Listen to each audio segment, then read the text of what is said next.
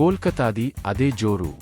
ఈ సీజన్లో అదిరే ప్రదర్శనతో దూసుకుపోతున్న నైట్ రైడర్స్ వరుసగా 3వ విజయాన్ని ఖాతాలో వేసుకుంది.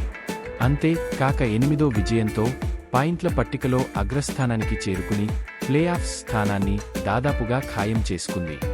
ఆల్రౌండ్ ఆధిపత్యంతో లఖ్నవును ఏకంగా 98 పరుగుల తేడాతో చిత్తు చేసింది నైట్ రైడర్స్.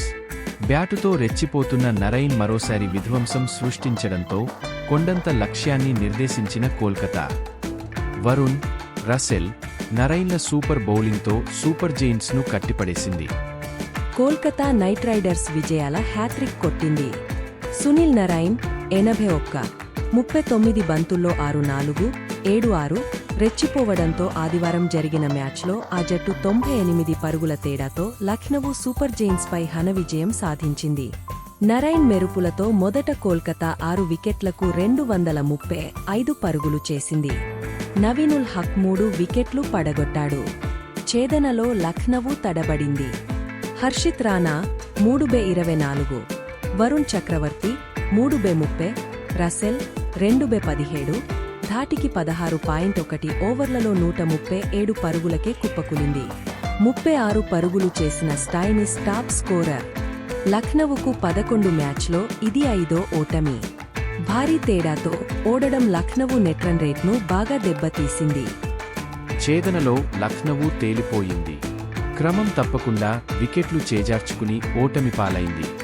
నిజానికి మొదట్లో లఖ్నవూ కాస్త మెరుగ్గానే కనిపించింది.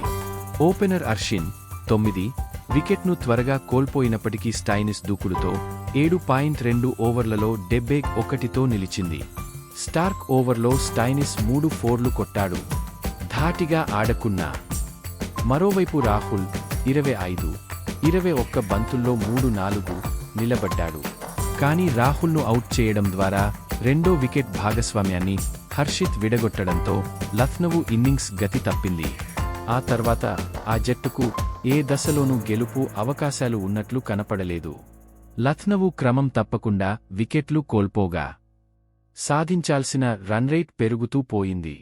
Deepak Hooda 5, Stoinis, Pooran 10, Badoni 15, Turner 16 పెవిలియన్కు క్యూ కట్టారు. స్టైనిస్, పూరన్లను రసెల్ అవుట్ చేయగా హుడా, టర్నర్లను వరుణ్ చక్రవర్తి వెనక్కి పంపాడు. 14 ఓవర్లలో స్కోరు 125/7.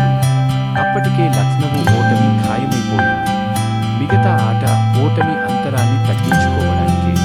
టెయిలెండర్లేమీ అద్భుతాలు చేయలేదు. నరైన్ విధ్వంసక బ్యాటింగ్తో అంతకుముందు కోల్కతా నైట్ రైడర్స్ భారీ లక్ష్యాన్ని నిర్దేశించగలిగింది.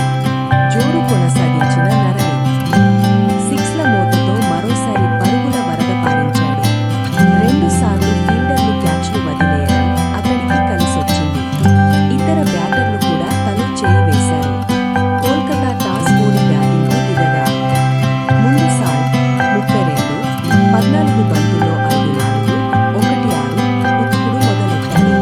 స్టైనిస్ బౌలింగ్లో బౌండరీతో ఇన్నింగ్స్ ఆరంభించిన అతడు మోసిన్ ఓవర్లో 6 దంచేశాడు.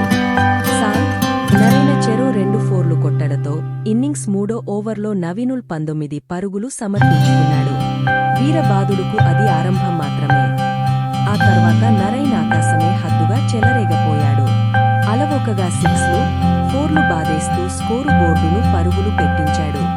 మోసిన్ ఓవర్లో 3 ఫోర్లు, 6 బాదేసిన అతడు సాల్ట్ అవుటైన రఘువంశీ అండగా నిలవడంతో ధనాధన్ షాట్లతో విధ్వంసాన్ని కొనసాగించాడు. క్రునాల్ బౌలింగ్లో 6, ఎస్ ఠాకూర్ బౌలింగ్లో 6 దంచేసిన అతడు బిష్నోయ్ బంతిని బౌండరీకి తరలించి 27 బంతుల్లోనే అర్ధశతకం పూర్తి చేసుకున్నాడు. ఆ తర్వాత మరింత రెచ్చిపోయాడు. స్టైనిస్ వేసిన ఇన్నింగ్స్ 11వ ఓవర్లో ఏకంగా 3 6లు బాదేశాడు. కోల్కతా 1-2-9, 1తో తిరుగులేని స్థితిలో నిలిచింది. కానీ తర్వాతి ఓవర్లో బిష్నోయ్ బౌలింగ్లో 6 కొట్టిన నరైన్ మరో భారీ షాట్ ఆడే ప్రయత్నంలో వెనుదిరిగాడు. స్ట్రైక్ రొటేట్ చేస్తూ సహకరించిన రఘువంశీ 32, 26 బంతుల్లో 3-4, 1-6తో 2వ వికెట్కు అతడు 79 పరుగులు జోడించాడు. ఆ తర్వాత రసెల్ 12, రింకు 16 ఎక్కువసేపేమీ నిలవలేదు. ప్రమాదకర రసెల్ను నవీనుల్ అవుట్ చేయగా రఘువంశిని యుధవీర్ వెనక్కి పంపాడు. ఆ తర్వాత రింకును కూడా నవీనుల్ పెవిలియన్ చేర్చాడు. 18 ఓవర్లు మగసేసరికి కోల్కతా 205తో నిలిచింది. కోల్కతా ఇన్నింగ్స్కు రమణ్దీప్ సింగ్ 26